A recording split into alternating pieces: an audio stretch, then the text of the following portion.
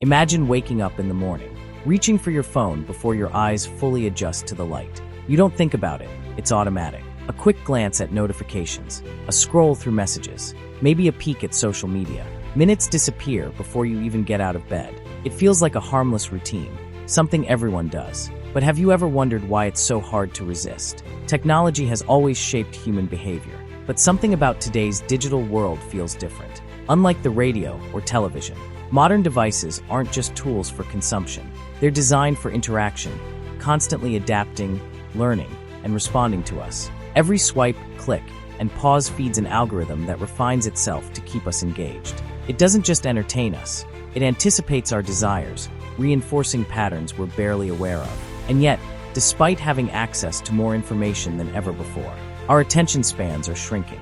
Studies suggest that the average human focus has declined significantly in the past 2 decades. We start watching a video, but switch apps before it finishes. We read a headline, but don't get to the article. The urge to check, scroll, and refresh feels less like a choice, and more like a compulsion. But if we are the ones holding the devices, making the decisions, then who or what is really in control? Some might say it's just a habit, a modern way of life. But what if it's something deeper? What if the technology we rely on has been engineered to exploit the very way our brains function? If so, how does it work? And more importantly, if it's already shaping our thoughts and behaviors, is there any way to break free? You check your phone. Just for a second, a notification pops up, and without thinking, you tap it. A new message, a quick reply, a suggested post, then another. Before you know it, minutes turn into half an hour. You tell yourself you'll stop after one more scroll, but the urge doesn't fade. It feels instinctive, effortless, like your brain is wired to keep going. In a way, it is. Every interaction with a screen triggers a microscopic reaction inside the brain, a tiny hit of dopamine, the chemical that fuels motivation and pleasure. It's the same neurotransmitter that drives us to seek food, social connection, and success. But in the digital world, dopamine isn't released. In response to survival needs, it's hijacked by design. Tech companies understand this well. They've studied the way casinos use flashing lights and unpredictable rewards to keep gamblers playing. The same principle applies to social media, video platforms, and even email notifications. The moment you check your phone, your brain enters a cycle of anticipation.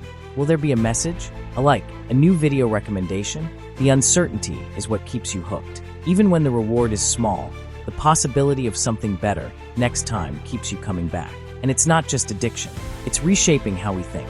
Studies show that heavy tech use weakens the brain's ability to focus. For long periods, multitasking, once considered a skill, now appears to fragment attention, making it harder to engage in deep work or even follow complex thoughts. Instead of absorbing information, we skim.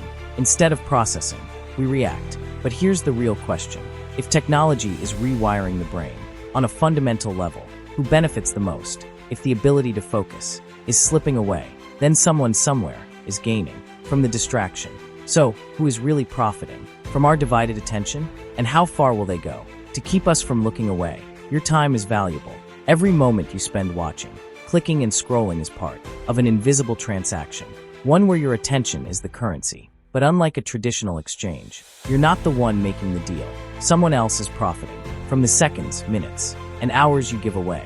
Behind every app, every platform, and every notification is a carefully engineered system designed to keep you engaged for as long as possible. The more time you spend online, the more data you generate, data that fuels algorithms, trains artificial intelligence, and builds detailed psychological profiles. These systems don't just track what you watch or like, they predict your behavior, refining themselves to ensure you keep coming back. At the core of this system is a simple economic truth. Engagement equals profit. The longer you stay, the more ads you see, the more content you consume, and the more valuable you become, not as a user, but as a product. And yet, the most powerful aspect of this system is its invisibility. Unlike traditional forms of persuasion, digital engagement doesn't feel forced. It feels like choice. You believe you're making independent decisions, unaware of the algorithms nudging you toward the next video, the next article, the next distraction. The more personalized the experience, the more it feels like an extension of your own thinking.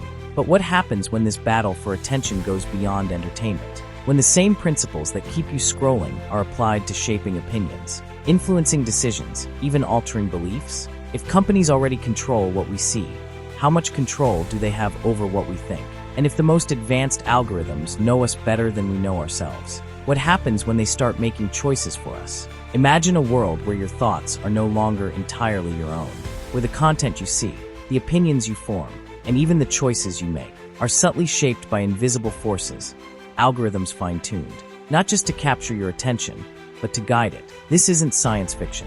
It's already happening, from the articles that appear in your news feed to the videos recommended on your favorite platforms. The information you consume is carefully selected, not at random, but based on patterns that reveal what keeps you engaged, what sparks your emotions, and what influences your behavior. Every search, every click, every pause contributes to a personalized digital reality. 1. Designed to be comfortable, familiar, and persuasive. At first, this seems convenient. After all, who wouldn't want a perfectly curated experience? But there's a catch. The more personalized the content, the more insulated we become. Instead of encountering diverse perspectives, we are fed more of what we already believe, reinforcing existing biases and narrowing our worldview. Over time, our perception of reality itself begins to shift, not because we've consciously chosen to see the world differently, but because the algorithms have chosen for us, and the effects go beyond individual belief.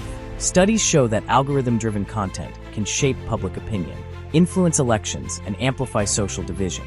The more emotionally charged the content, the more engagement it generates. Outrage spreads faster than reason. Fear holds attention longer than facts. In this environment, truth becomes secondary to virality, and those who control the flow of information wield unprecedented power, not just over markets, but over minds. So, if technology is no longer just a tool, but a force capable of shaping reality itself, where does that leave us? If the very way we see the world is being manipulated without our awareness, can we ever be certain that our thoughts are truly our own? And if not, then who or what? If the lines between choice and manipulation are blurring, then what comes next? Will we find a way to break free from the grip of digital influence, or are we already too entangled to escape? Some argue that awareness is the first step. Recognizing the mechanisms behind our addiction to technology can help us regain control. Governments and advocacy groups have begun calling for more transparency, demanding that companies reveal how their algorithms work and what data they collect. But even with regulation, one question remains: can we truly resist systems designed to outthink us? History shows that technological progress is rarely reversed. Once a tool is created, it's nearly impossible to abandon.